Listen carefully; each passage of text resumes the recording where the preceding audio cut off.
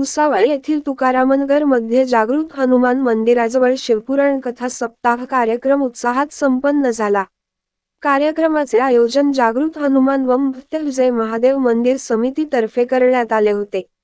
कथा वाचक म्हणून हरिभक्त परायण प्रभाकर उर्फ छोटू महाराज कुंड तालुका मलकापूर हे होते। दैनंदिन कीर्तन सोहळ्यात हरिभक्त गोपाळ महाराज, पुंडलिक महाराज, रामेश्वर महाराज, किशोर महाराज, दिनेश महाराज, पितांबर महाराज, देवदत्त महाराज यांचे कीर्तन सुद्धा संपन्न झाले होते। भव्य दिव्य ग्रंथदिंडी सोहळ्यात परिसरातील नागरिकांनी उत्स्फूर्त सहभाग घेतला होता।